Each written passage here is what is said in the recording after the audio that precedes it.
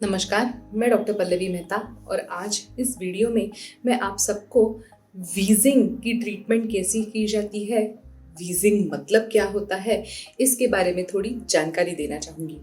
आगे बढ़ने से पहले मैं आप सबको एक रिक्वेस्ट करना चाहूँगी कि अगर आपने अब तक हमारे इस चैनल को सब्सक्राइब नहीं किया हो तो तुरंत लाल कलर का बटन दबाएं और हमारे इस चैनल को सब्सक्राइब करें। वीजिंग एक हाई पिच्ड आवाज होता है जो सांस लेते समय महसूस होता है या सुनाई दिया जाता है। ये एक सीटी की तरह आवाज होता है। अगर किसी को स्पेसिफिक एलर्जीज हो, अस्थमा जैसी बीमारी हो, तो उन लोगों में वीजिंग बहुत कॉमनली देखा जाता है। कई सारी मेडिकल कंडीशंस होती है जिसकी वजह से वीजिंग की आवाज सुनाई दी जा सकती है। अंडरलाइंग मेडिकल बीमारियों में वीजिंग समझ में आया जा सकता है, जैसे कि asthma, allergies, bronchitis, cystic fibrosis, bronchiolitis, COPD यानी कि chronic obstructive pulmonary disease, emphysema, lung cancers, in fact heart failure में भी वीजिंग की आवाज सुनाई दी जा सकती है। स्मोकर्स में वीजिंग बहुत टिपिकल होती है। ज्यादा करके सुबह के टाइम पे उन्हें वीजिंग बहुत ज्यादा महसूस हो सकता है। जर्ड यानी कि गैस्ट्रोइसोफेजियल रिफ्लक्स डिजीज में भी वीजिंग सुनाई दिया जा सकता है। स्लीप एपनिया यानी कि खर्राटे लेना या फिर नींद में कुछ समय के लिए सांस रुक जाना, इसमें भी वीजिंग बहुत टिपिकल होता है। छोटे बच्चों में वीजिंग बहुत टिपिकली सुनाई दिया जाता है, लेकिन इसका कारण होता है कि उनके एयरवेज बहुत ही पतले और छोटे होते हैं। इसीलिए जब भी हवा उनके लंग्स में घुसती है या सांस लेते समय हवा उनके विंड पाइप में से गुजरती है, तब उसकी वजह से भी वीजिंग की आवाज देती है। वीजिंग यूजुअली माइल्ड हो तो ज्यादा तकलीफ नहीं देती, अपने आप से कम भी हो सकती है।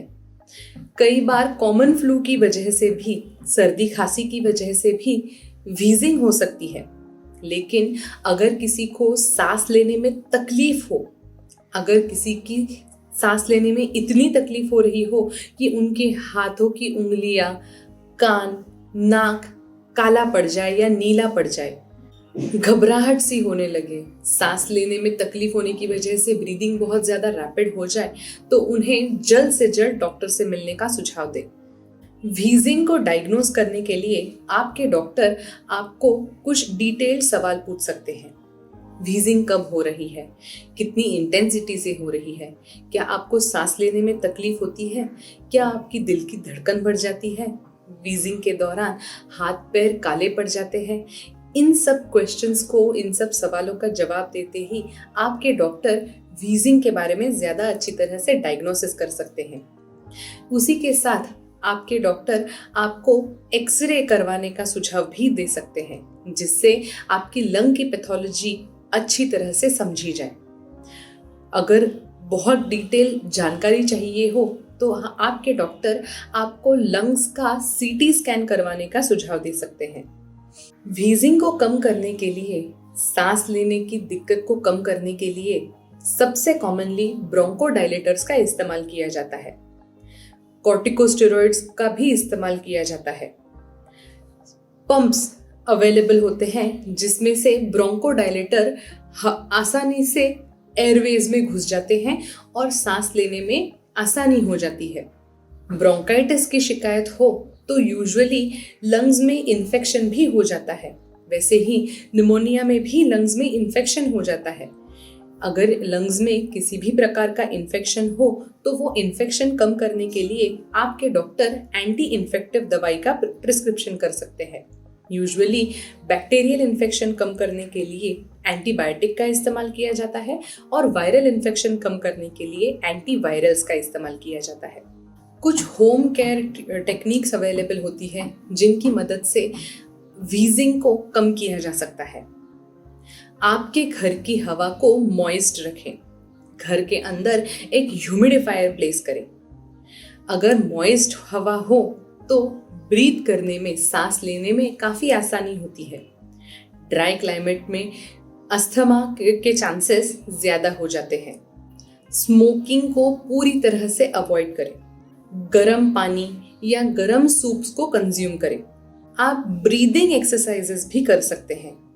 खास करके प्राणायाम अगर रेगुलरली किया जाए तो ब्रीदिंग काफ़ी आसान हो जाती है और इफ़ेक्टिव हो जाती है।